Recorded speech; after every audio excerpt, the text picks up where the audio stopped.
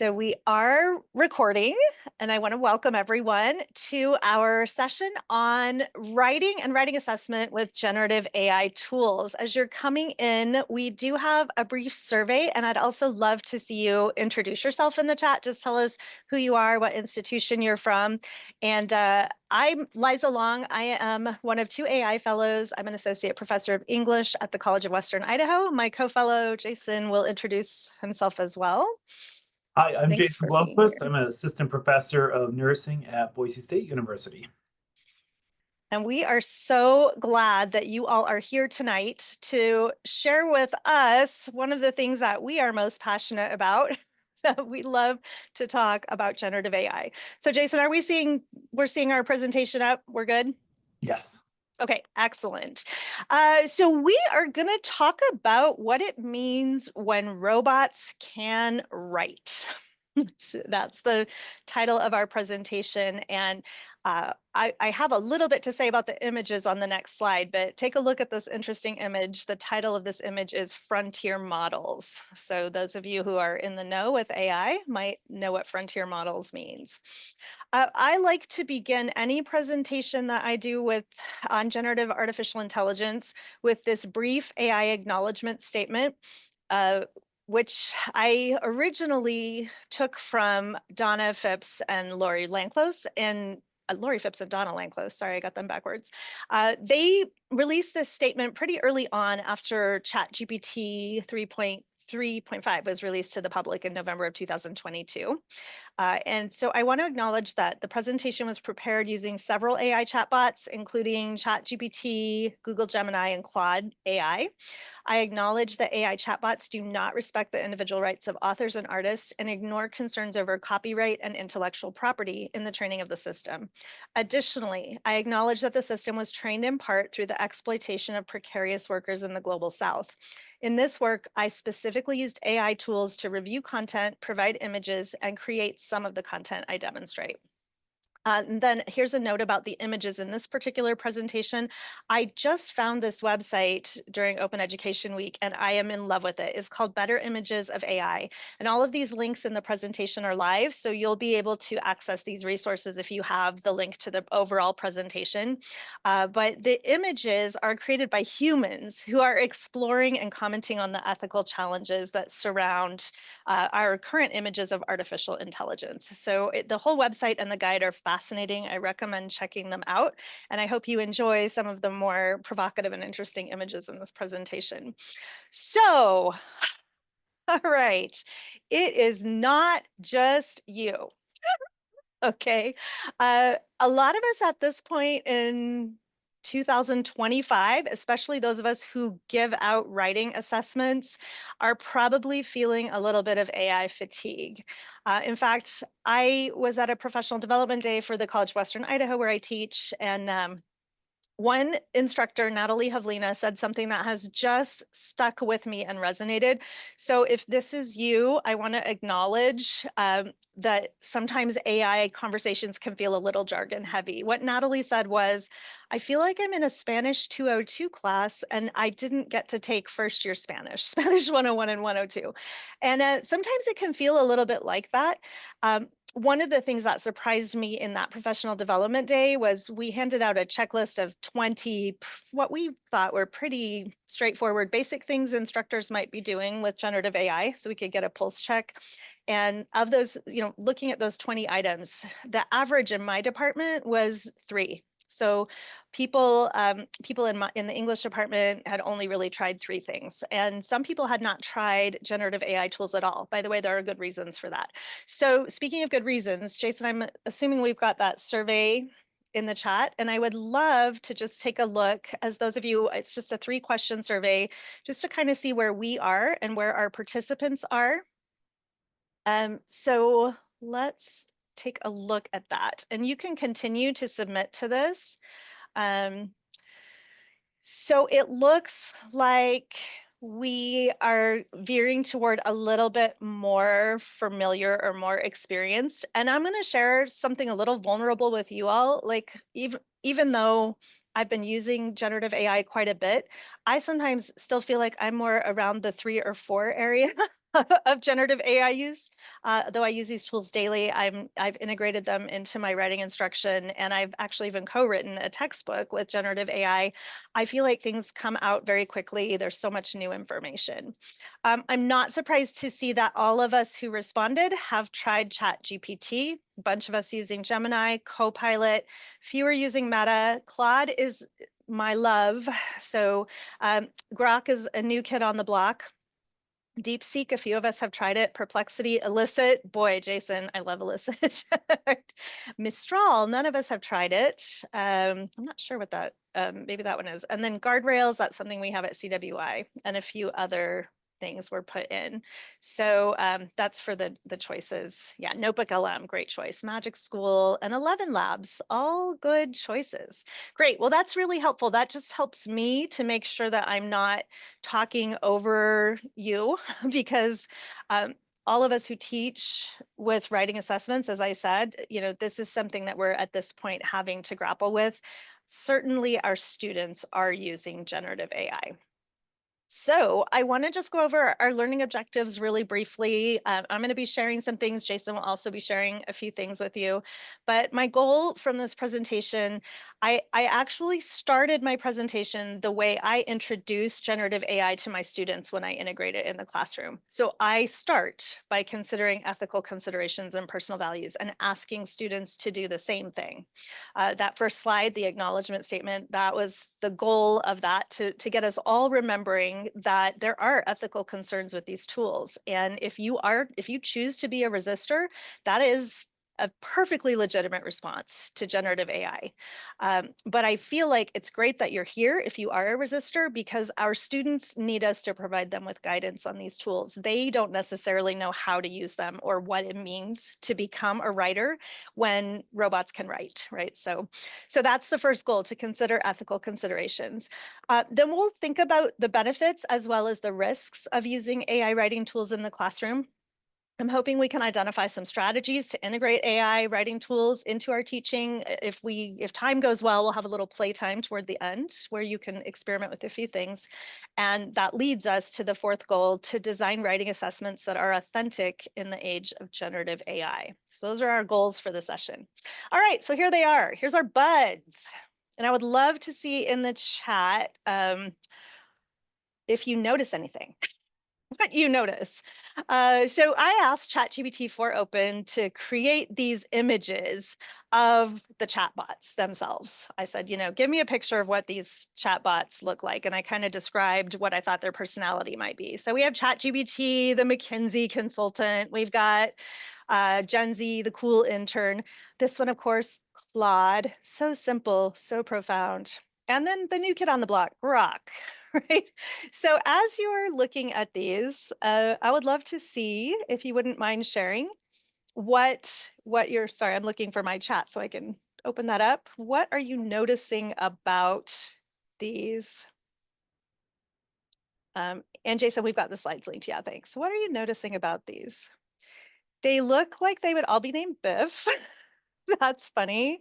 We've got some Claude lovers. Anything else you're noticing? Same hairstyle? Oh, yeah. Huh. Interesting that they are all white males. Hmm. Yeah, that is interesting, isn't it? All young white males. So when I ask a generative AI tool what it looks like, this is what it tells me. This is what it tells me it looks like. And so that to me is interesting. Right. And again, when you're teaching with generative AI tools, either having your students do some kind of exercise like this or you bringing this to the attention, you want to highlight as an ethical concern algorithmic bias. And one really fantastic author on this is Joy Buolamwini. Her book Unmasking AI, and also her TED Talk, and she has AI Ain't I a Woman. If you Google it, it's fantastic. I use that to teach generative AI in my classroom. But she pegged pretty early on, before the chatbots even came out, that algorithmic bias was a real problem and that it was disproportionately happening to certain people who were maybe not young white males, right? So keeping that in mind, I think, is important. Thanks for playing with me on that. So, this is my unpopular opinion, and I do believe this opinion. So, I'm not just trying to be provocative. I do think the college essay, as we've traditionally assigned it, is dead, or at least as I've traditionally assigned it. Probably y'all are better. And this has been challenging for me to deal with, right? I know all of you are super busy. I'm super busy having to like grasp the concept that what I've been teaching, what I've been studying, what I've been doing for the past 10 years in the classroom just doesn't necessarily make sense anymore is really, really hard to deal with. Right. And so I have this quote though, because we're always hearing that, oh, this is going to destroy education. This is going to destroy the human brain, right? All the way back to like as long as writing's been around, people have been complaining that this is going to be the death of human thinking, right? So I asked Google AI labs to come up with a quote that could capture the idea that we've often heard that and this was an early view. I'm a classicist, erstwhile classicist, so that's why I chose Latin. So as schools began to move away from requiring the study of Latin and Greek, people obviously said, well, critical thinking is dead. These students will never be able to do anything, right? So I asked for a quote for you all. It says, without the discipline of Latin grammar, the mind would become as unmoored as a ship without an anchor, drifting aimlessly without the ability to truly reason and analyze. Yeah, I checked that out to see if that was a real quote. It's not, right? So I don't know. Not only is it not a real quote, but just because the college essay is dead does not mean that human writing is dead. What it means, though, is that we really do need to think about our assessments, whether or not we want to incorporate AI, right? And I'm going to share some ways that I have incorporated AI. Jason's going to share a few things that he's tried, but it's not necessarily that you have to incorporate AI. I feel like sometimes we get that message. It seems like a drumbeat, at least on the social media platforms I'm on. You must do this. You must do this. Not necessarily, right? Whatever you do should be focused on your learning outcomes, your goals for your students, and how students are going to best meet those goals. But I do think, especially in writing classrooms, how we assess needs to change. And if you're giving writing assessments in any of your courses, you need to think through them, right? Certainly at this point, because your students all know about ChatGPT. They all do. All right, so what comes next? One thing I'm pretty sure of is that research and writing still matter. So I'm asking you, many of you are here as writing instructors, how can we redesign our writing assessments to make them more authentic when we've got these AI tools that can write these essays, right? We taught our students for years to write like robots, and now the tables are turned and robots can write our students' papers. So a quick aside for those of you who love Peter Elbow, right? I personally think that there's a real opportunity for expressivist writing to make a comeback here, and where we really focus on building students' authentic voices. We'll talk about that a little bit more later when we look at how we might change up our rubrics to assess writing. Another thing I want to bring to your attention, I asked you if you'd use ChatGPT or Gemini or those different tools, but on February 28th, things changed in a pretty radical way again with a slew of deep search and deep research tools that were introduced. OpenAI has one, Gemini, Grok. Storm is the only one that I know of that's not behind a paywall. That's from Stanford. So if you haven't heard of any of these tools, um, yeah, we might show you a little bit of what they're doing. They absolutely can write a research paper. So again, some of them at the graduate level. And then Notebook LM, I'm going to ask Jason if he will show you that one, and then I'm going to show you some deep research stuff. But I'd also love to see you sharing your ideas in the chat. Like I'm seeing Perplexity from Kevin. That's a great tool. So Jason, I'm going to stop. And would you mind showing Notebook LM? Share your screen for us. Absolutely. One second, we tested the share a little bit ago, and now we need to. Yeah, thanks for your patience, you guys. Should work. So I'm going to start by saying, being in the discipline of nursing, we approach writing very differently than I think Liza and a lot of folks on this call approach it. While a lot of nurses might have some writing strategies or creative writing in their hobbies are an aside, in our profession, our writing is much more of a objective documentation focused type of thing. So I have a little bit of different approach to how we're using some of these tools and how I'm training my students to think about them. For instance, this is not even talking about Notebook LM, but one of the really popular uses of generative AI in healthcare right now is ambient listening technology, where our doctors or our nurses could be having an interaction with a patient and their AI is listening in. And as they walk out of the room, they have a completed note or a care plan, those types of things that the doctor and the nurse can look at and make changes to, or simply click yes, and it's part of your permanent record. So I think honestly, those things are great in the sense that since the advent of electronic health records and that type of thing, I spend an inordinate amount of time as a practicing nurse just putting things in a computer versus actually taking care of my patients.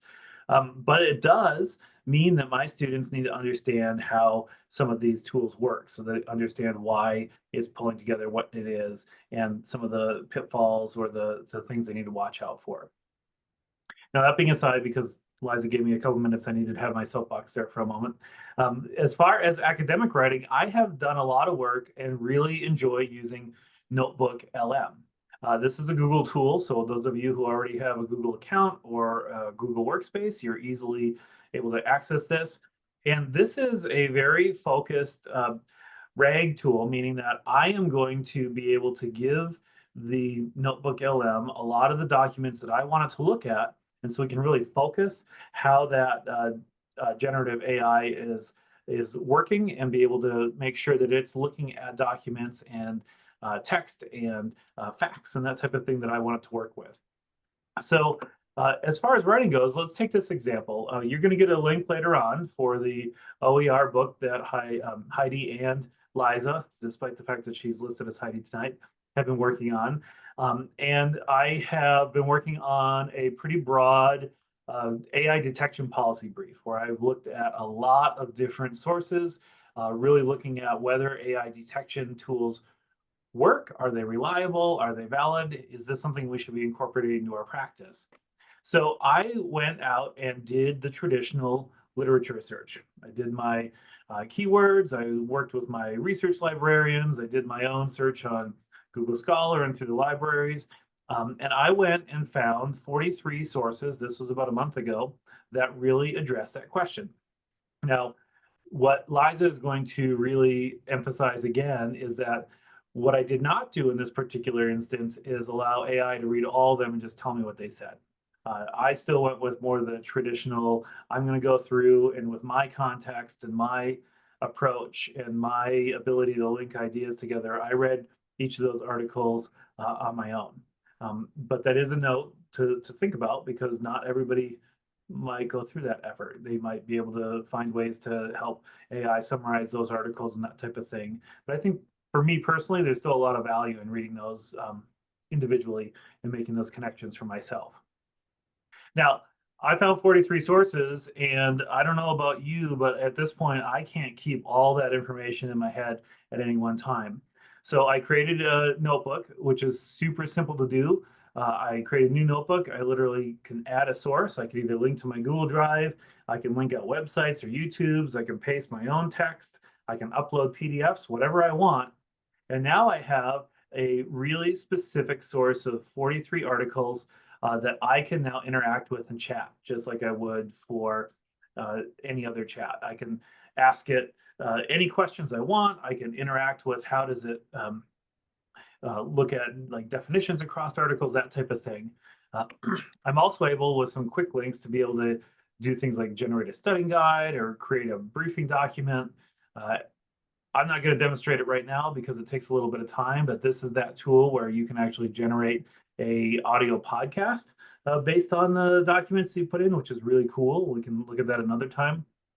But what this allows me to do in my writing is as I'm writing off to the side and doing my own content, it allows me to easily and deep search a lot of the sources I had. Like I know people in the literature, we're talking about how there is evidence that AI detectors might be biased against English second language learners, but I can't remember which article it was or which author, so we can talk with it. Um,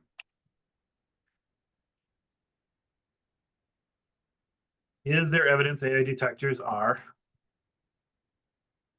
biased against ESL learners?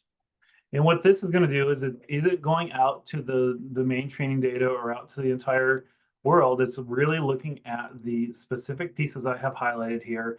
And then not only does it pull together a little summary, but it's also giving me the actual citation and allowing me to pull up in which document and where it was talking about that piece. So I can go back and find the root source and be able to then read that more for myself, or be able to find a place to do an actual citation.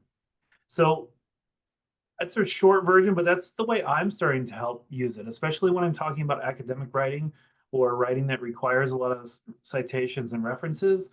This is a tool that helps me more easily access the references and the sources that I've already put together. That was fantastic. Thanks, Jason. And I have to say, of all the tools that I've seen released, Notebook LM, at least from my perspective, was the first one where I intuitively understood how that could benefit students. So it's really great. Well, now I want to share a few things on those deep search and deep research, and also breaking news from Kevin Rank at Boise State University. Deep research, which I'm going to show you in Gemini, is now available for everyone, apparently. So that makes me really happy, because I'm also going to show you really briefly Storm, but I think it's great that deep research is also available for everyone now. So I'll start with that one. And are you all seeing that? You're seeing my Gemini. So you'll see when you're choosing Gemini, I mean, we could do a whole separate webinar on how do you choose whether to use Claude or Gemini or ChatGPT or whatever. As you can see, I have them all up. I often do have them all up. I kind of do like a, I don't know, I do leaderboard types of contests with them to see what does better. So there's different models even within each of the AI tools. Kevin also told me that Chat GPT 4.5 has now been released for anyone with a Chat Educator account. So that's exciting news as well. But if this is truly open to everyone who can use Gemini, then you can get a feel for how deep research works. So in deep research, you just start with a simple prompt. Up here I have, please assume the role of a medical educator, write a brief report using peer-reviewed sources on Rh factor and pregnancy that would be suitable for first-year medical students. So it does that. It creates a research plan for me. I have the chance to weigh in or edit that plan, or I can tell it to start its research. And I'm showing you one that's already done because creating this report took about 6 or 7 minutes, just to be clear. I don't want to have us watch it for 6 or 7 minutes. But during that 6 or 7 minutes, in that research period, I was able to see everything that it was doing. And for me personally, this made me really happy. And I'll show you on Grok in a minute kind of what that looks like. And then the other thing I really love is that I can just click this export to docs. Those of you who have thought about using open education resources or using this to create open education resources, bam, I've got it in docs, and all the headers are correct. You can see that everything's cited. And I could have specified like to use AMA or APA or a different citation style. Yes, I know, you're so helpful. But it did just give me all of those citations down at the end that it looked at. And I specified that I wanted peer-reviewed journal sources. So most of these sources are pretty good. Now, in the past, I'm sure some of you remember that these tools would generate fake sources. That's really frustrating. So this has been a change really since February 28th. That's how quickly these tools change. And I think that back to that slide, when we feel a little AI fatigue, this is the reason. This is one that I want to show you for your students. It's Storm from Stanford, and I have linked to this in the chat too, but this might be one you want to play with. And what I really like about this particular tool are a few things. Again, I'm not going to do a new one because it takes a minute to create the report. But when you put in a query with Storm, a lot of times we've been focused on prompt engineering and how important that is. And maybe that's been a barrier for you or your students where you've been like, prompt engineering, that sounds like technology. I don't want to do that, right?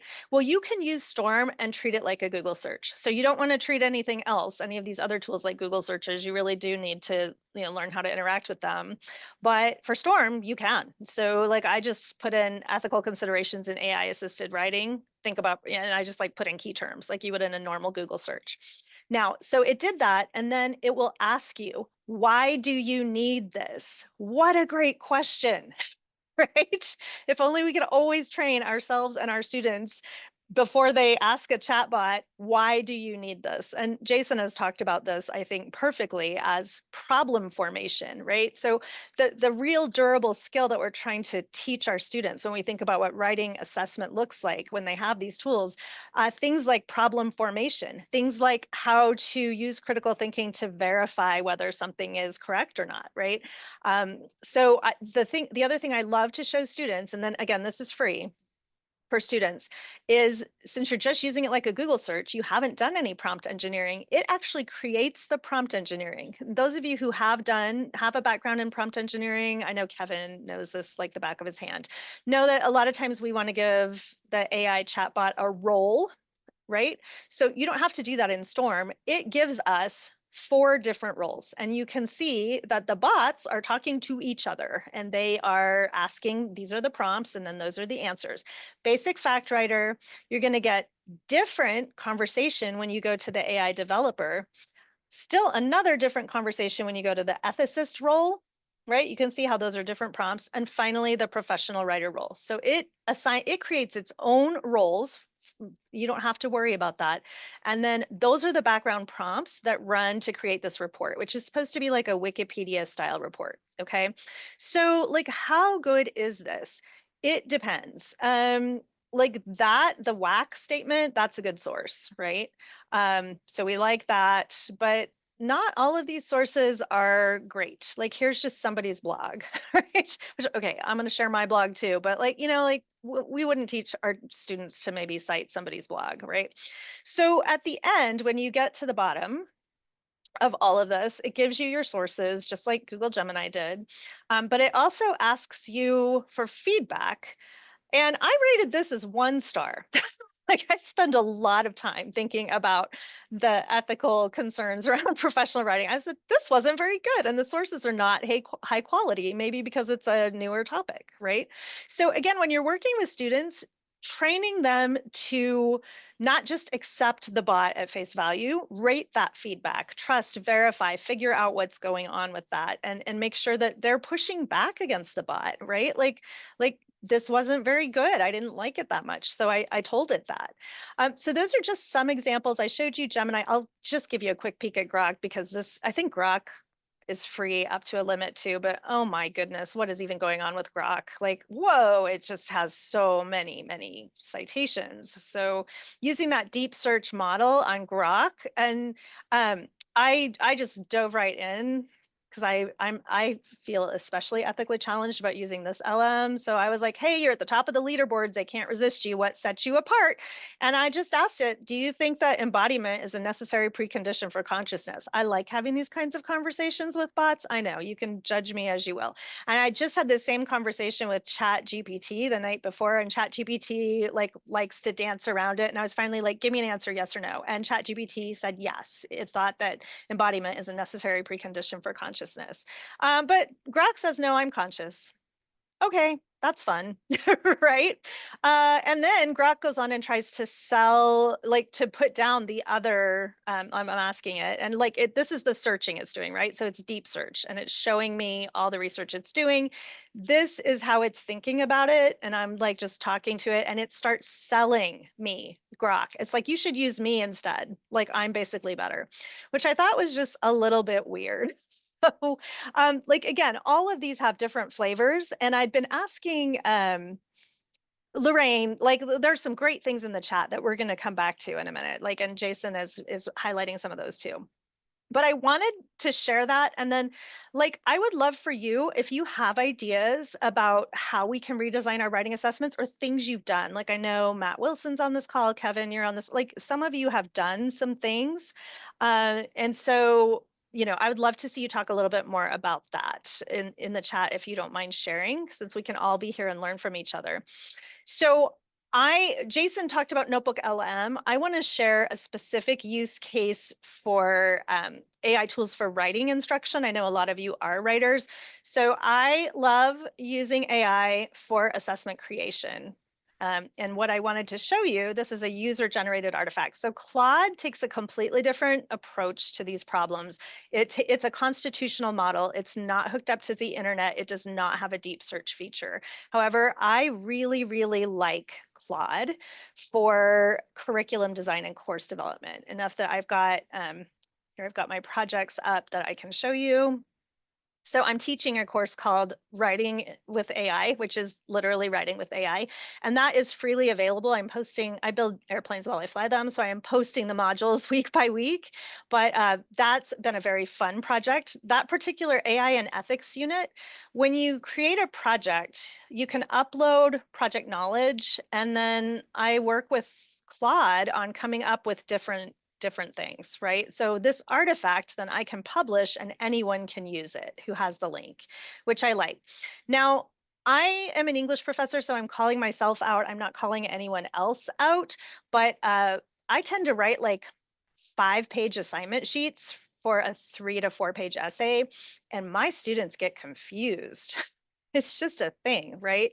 I had Claude redo all of my assessment sheets. It helped me to create a new assessment here, but I had it look at all of my assessment sheets, and I cannot tell you what a time saver that's been, you all. Like, I have had so many fewer questions from students this term. They just understand how to do the assignment, which has been really huge for me. So, like, that's one way, like treating it like a colleague, that I think can be really, really useful. And I think I shared here too, how it came up with peer review. So this is another essay artifact that I've had it review, right? So it reviewed this essay artifact. This is my 5-page, like this used to be a 5-page instruction assignment, and it just like broke it down. Students are just so much happier with that. Now, I was speaking with a colleague, Amanda Farrer, yesterday. So back to the idea of like, how do we reward students for bringing in their authentic voices? Well, I said, let's ask Claude about that too. And so what we did is we took my existing rubric. This is for that AI and ethics paper that they're writing. This is an English 101 class. And I asked Claude to help me bring in personal engagement and also authentic personal perspective. So bringing in the idea of I want to hear your voice over and over again.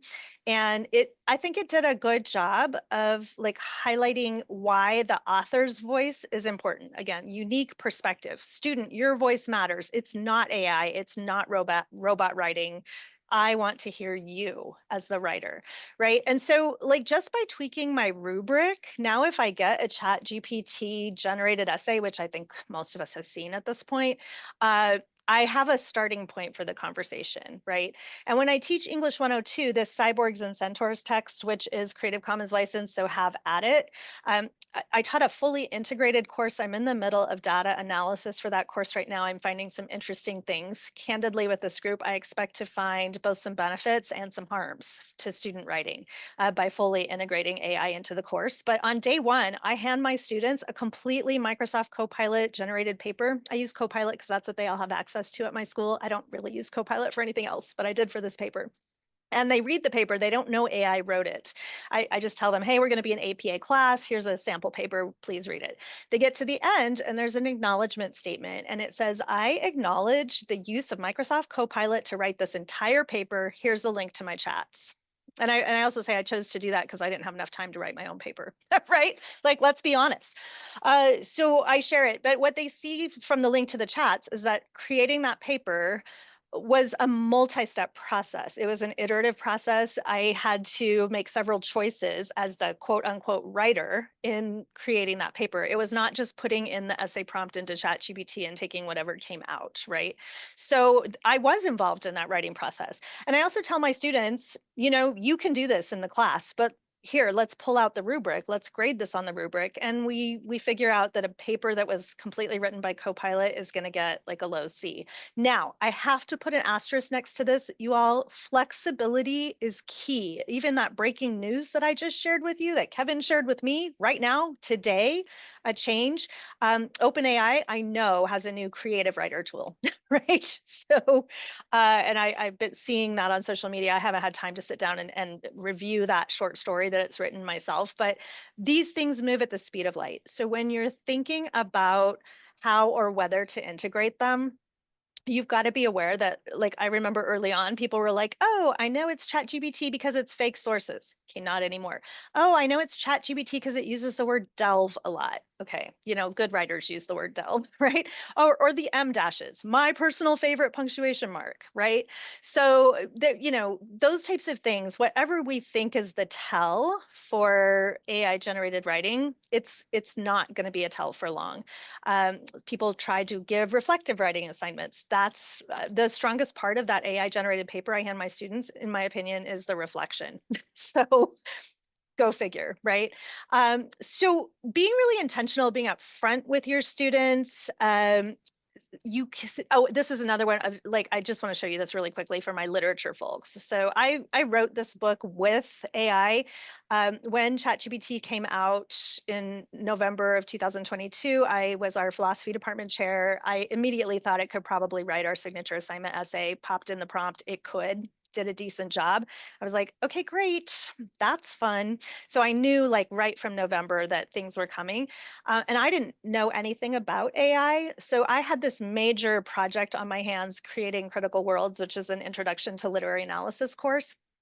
Our textbook had gone out of print. I had to create this book. And I decided to partner with ChatGPT to create it. And this is an example, but again, AI can write much better essays now. So this is an early ChatGPT 3.5 essay, and then I annotated it and showed where everything was wrong. I gave it a better thesis statement, in my opinion. And then then I updated it. So this is a new essay with a newer model of ChatGPT, and you can see how much better it is. But I give my students a you try it thing, right? Like, and I have them analyze it. I have them go use JSTOR, or I guess you could use one of these deep research tools now to find an article, right? And take a look at it and see what they can find from the research. So it's a different kind of assignment.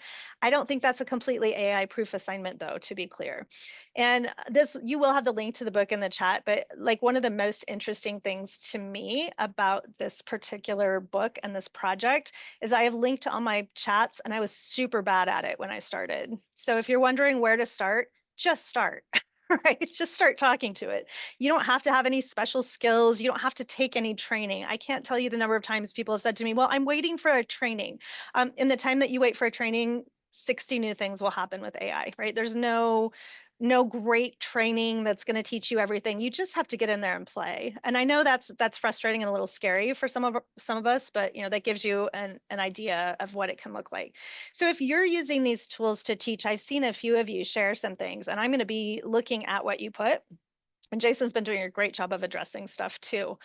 Jason, did you have anything you wanted to add about writing instruction? I know you don't do that as much in nursing, but anything you wanted to share? You're doing an excellent job. I don't have anything very deep and meaningful at the moment.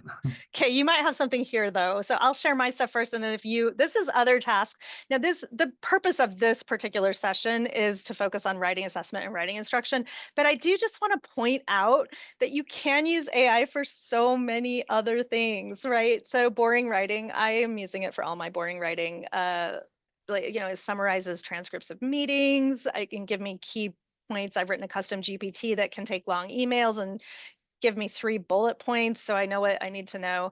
Vibe coding, Jason hates this term, but I love it. I am like totally a coder now, y'all. I like last weekend I put Linux on a laptop that I didn't really need for anything anymore. I got Code Interpreter on there. I did my first API call to Claude, and I had it locally analyze some of that student data from my English 102 course, and it was great. I was like, hey, do some content analysis on this, blah blah blah blah blah. There it was. It's like, hey, give me a histogram of that data, blah, blah, blah, boom, there it was. It's like, this is just a game changer, and I don't have to worry about student data going into the cloud, which is again another presentation. So vibe coding is real. I started by I'll show you just an example. Like, so again, these are user-generated artifacts. This was on our last live session where we had a high school teacher or a high school administrator who needed an AI use policy decision tool. So I just asked Claude to create one. And, I'm just like clicking randomly. And it tells me whether the use is appropriate for a school setting or not. That's vibe coding. So yeah, you don't have to be a coder anymore. You can English is the hottest new programming language, I like to tell my students. Um, research, I had AI tools write most of my 2023 faculty promotion packet, and I disclosed. And people were like, oh, maybe we should pay attention to this stuff. So whatever task you're thinking about, always invite AI to the table. Just the other day, I had what I thought was going to be an onerous task. I needed to locate all of the prerequisites in our general studies programs, research and writing courses. And I was about to start doing that and looking them up. And then I was like, or alternatively, Claude projects. Uploaded those curriculum guides to Claude projects. And within a minute, I had that table that would have taken me quite a bit of time to create on my own. And I did spot check it, and I know the courses well enough to know that it was right. But I was like, man, even just creating that table was so fast. So whatever you're doing, invite AI to the table and see how it can help. What I just mentioned to you too, we're going to have agents so soon. Agents would be able to follow my instructions to go download those curriculum guides. So I would basically just be able to give the agent a set of simple instructions and it could go do all those things. Jason, anything else fun you're using it for that's not writing? Oh, fun stuff is a whole another experience. We've got some new tools that we're playing with at Boise State that I think will be able to really help me with some of the activities that I've been designing for students. For example, in one of my leadership courses, I've been using AI to have our students help practice interviewing techniques and that type of thing. And I'm looking at how to develop that a little more and make it into a more interactive assessment and activity. And then I do a lot of work in the simulation realm as well. And there's a lot of uh, possibilities with AI, whether it is helping design simulations to helping write scripting for our standardized patients to creating ways for just students to interact with AI and have the ability to have a simulation experience in their own time with themselves and still be able to get feedback and assessment from it. So lots of experimenting, and I think the next step that I'd like to do is design some studies to really validate or disprove some of these practices as well. Um, Yeah, and any of you who are using this type of thing, I know in the humanities we're not typically familiar with like institutional review boards or human subject research, but it's not that hard. There's somebody at your campus who does it. If you're at CWI, it's Heather Shaner, and it really like going that extra step to do. Like I mentioned, I was doing a study. Like it's an IRB approved study, right? So I will be able to publish that data.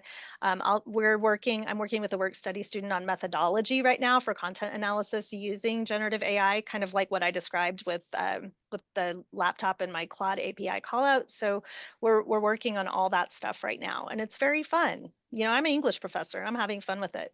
So these have been some of my takeaways. I have been teaching students to write with AI since spring semester of 2023, and I had no idea what I was doing in spring 2023.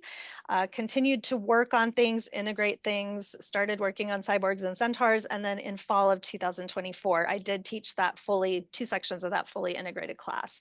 I can tell you my data analysis is still early in terms of the content analysis, but one word that comes up from every student is confident or confidence.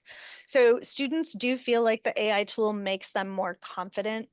And we had a great tool. They do not pay me, but I love this tool, and I've been consulting on it from the start for free, just because I love it. It's called My Essay Feedback. Lynn, I think you're teaching with it right now.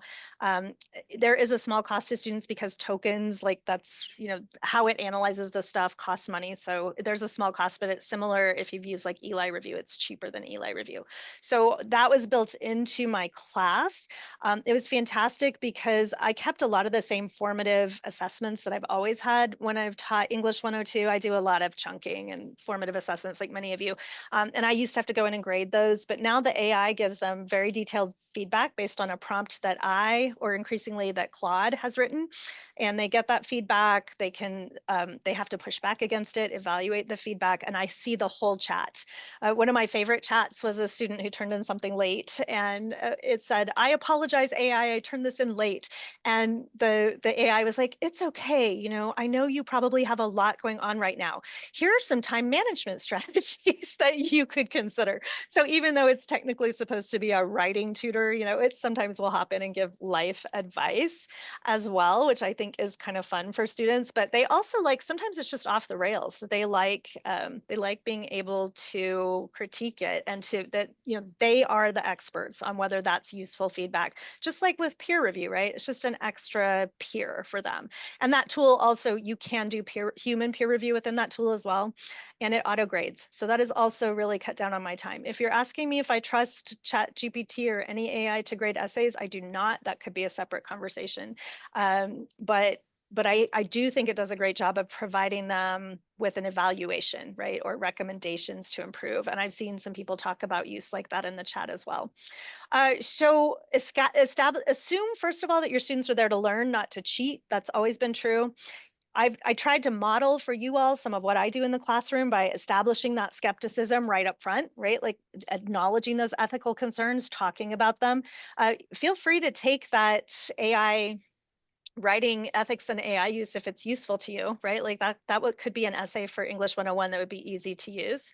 And get student buy-in for the value of human writing. So if humans really need to write it, explain why, right? Like you need to know why it's important for humans to do that writing. And if it's not important, then that's back to your assessment design, right? Like you need to really think hard about what you're assessing and whether that's an authentic assessment. I know that's hard, but now you have these buddies, these chatbot interns to help you. So encourage, in my classes, students feel completely safe to use any AI use. Like I said, you want to use AI to write your whole paper, have at it, but I'm going to grade it, right? So as long as they cite and acknowledge and remind them, it's not just Chat GPT. Some of you may have heard from students, oh, I just use Grammarly. The follow-up question is, Grammarly Pro, and if it's Grammarly Pro, they're using Chat GPT 4 open, right? So like they are using AI if they're using Grammarly or Quillbot or any of those types of things. So having them, I even make my students cite Grammarly, if you're wondering. And I do not think we will have to cite things forever. We don't cite spell check right now, but I think that as we get them in the mindset right now, all these tools are new. And if we do the same thing, if we're really in the habit of disclosing and thinking intentionally about our use, that's going to be better for us long term as we learn to live and coexist with these tools, right? We really want to make sure that we delineate where humans are in the loop. I have noticed, I mentioned that I think problem formation, as Jason has said, is probably a more important skill than prompting. But what I noticed in teaching is that prompting is a skill. In my class, I had about a third of my students who just kind of took to it. They just understood how to interact with chatbots. A third who struggled, and I had a third who really struggled. Like it just wasn't something that was super clear to them. So I know I've talked to some of my Idaho State colleagues about this. I do see teaching our students how to use generative AI as an equity issue. I think this is going to help them to be more prepared for the workforce. And I also understand if you're resistant to these tools, that we must prepare students for the workforce is not the end all and be all. Maybe some other teacher can do that. The resistance is a legitimate stance. So I do want to acknowledge that. And I think we're still in conversation about what that means. But from me personally, I do see it as an equity issue. And what I've really enjoyed seeing is how some of my neurodivergent students, or definitely my English language learner students, are able to take their brilliant ideas and get over that barrier that standard American English has been too often for some of our really bright, hardworking students, right? I think it was in our teaching class with Dr. Johnson, like we were talking about grammar issues and like how we teach grammar. And I don't teach grammar anymore. I said that, I said, we have these tools that will fix grammar. And so my students, I think when they talk about feeling confident, they love seeing their good ideas showcased in this way. So creating an environment where revision is expected is also important. I mentioned any AI use was fine for my students. However, so I have 29 students who agreed to be part of the study out of 32 total. 3 of them out of the 29 used AI in a way that I thought was inappropriate and harmed them. But it wasn't a big deal because they acknowledged and cited. So we just met, we talked about their prompts, we talked about their use, and we talked about how I needed to see them in the essay. And I just wasn't seeing their authentic voice. So students feel a lot safer when they know they can just revise and resubmit. I know that's a little more work for you, right? But that type of approach, I think, rather than coming in punitively, instead coming in as a helper with these tools, is really important. So you can model that for students, how to be the human in the loop. Those assignment sheets that I give you, when I put them into Word and share them with my students, I disclose at the bottom how I developed those, that I developed this in conversation with Claude, right? So my students see me disclosing, they feel fine disclosing. But this final point, number 9, I know a bunch of you have talked about it too. Stuff changes fast. So there is not one right way to do this. There is not one training that's going to make you proficient in AI. You need to stay curious and you need to stay flexible. What works one semester may not work the next. And I know we're tired. You guys, like, I don't know that we ever really grieved COVID appropriately, right? So we're tired. And so practicing the ethics of care in your own life and also with your students, really establishing how care ethics is important, taking care of yourself, giving yourself the space you need, give yourself permission to not know all these things. I was presenting at the first year experience conference on this, and I love how I sometimes have these aha moments when I'm in front of a room of crowded people, but I was like, AI is not saving me time. Instead, I'm doing the work of 5 people. And that's a problem. That is a problem, my friends, right? I should not be doing the work of 5 people. And like, how are students going to become experts? Like, it's still, these tools are still most useful for experts. If you're an expert writer, you're going to know if the writing is good or not. If you're a student, you're not going to know. So then, like, I know I'm kind of rushing through stuff, but I want to get to the point where we can play just a little bit, and we have about 7 minutes left. So I really think, again, if you don't want students to use AI, that's fine, but you need to think about how you're going to set that up in your classroom, right? Um, we won't have time to get into plagiarism, but Jason gave a great presentation. He's done so much research on plagiarism detectors. So that question of how do you know if students have used AI in unauthorized ways, you don't always know, right? And I actually spend a fair amount of time working with my students who are good writers. Go test some of your own stuff in chat GPT-0 or that GPT-0 tool that everyone uses. Like, I get flagged as 100% robot. Maybe that's true, right? But if you experience that for yourself, maybe you'll know how some of your good writers feel. And I've been teaching some of my good writers to write defensively, like even to the point of videoing that, like screencasting themselves typing, so that if they get accused of using AI and they didn't, like, they can prove it. That is an option. The best solution, if you don't want to allow AI, that I can think of, maybe some of you can think of others, for asynchronous online courses, and this will not work forever because agents, is to use a surveillance tool like Honor, Lock, or Respondus. And I am not a fan of surveillance tools, so that's something I will not do. Um, but whether you allow AI or not, if you're a resistor, that's what I call you. If you're resisting AI, that's again a perfectly rational stance. But if you're teaching in higher education and if you're working with our students, you need to know how AI works. You need to know. So I do recommend fingers on keys. If climate change is something you're super worried about, use DeepSeek. It's a much less resource intensive tool. Stay away from ChatGPT 4.5. It's a resource hog. But you need to figure it out.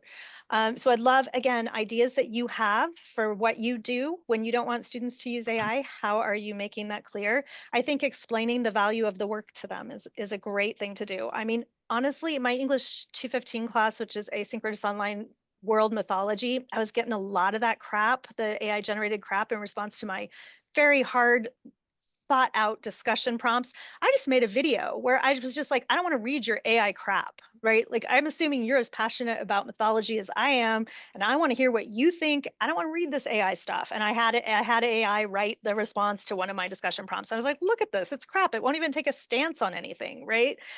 So like, really showing students that you value it. I'm low key famous in our tutoring center for this rant video because it really worked. Like, students were like, oh, she's serious. She really wants to know what I think.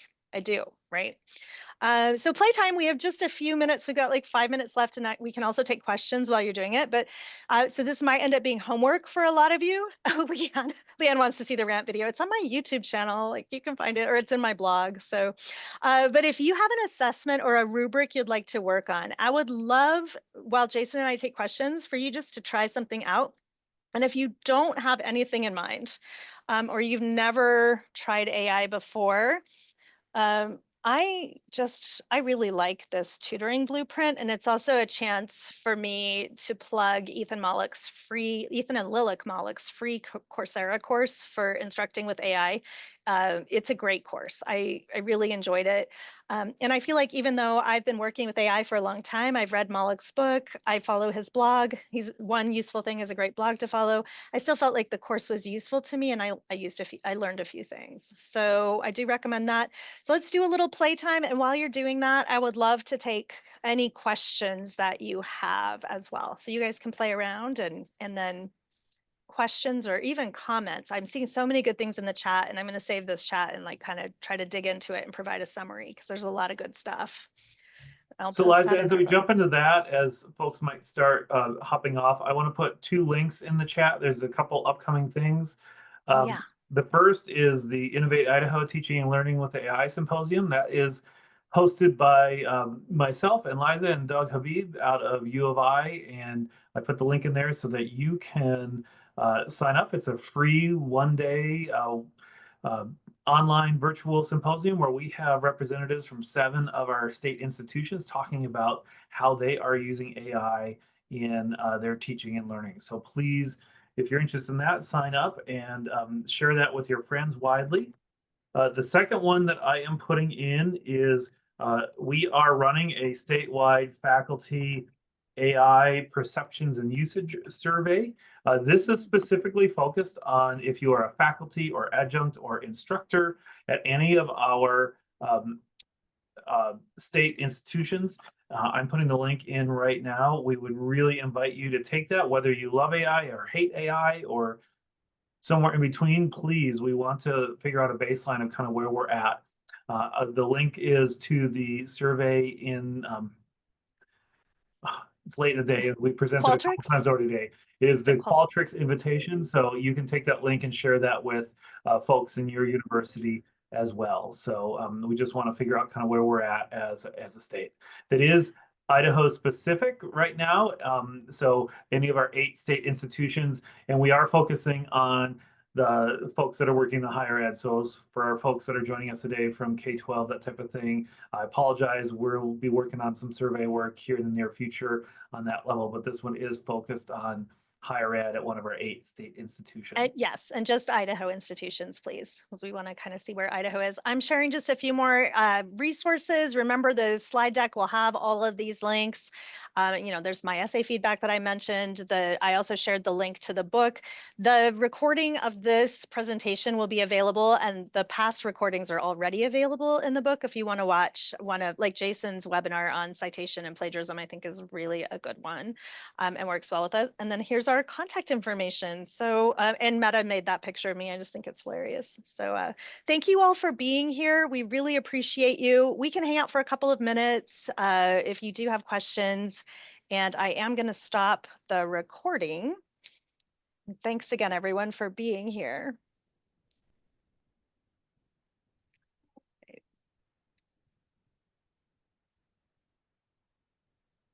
Now I can really chat. The recording's off.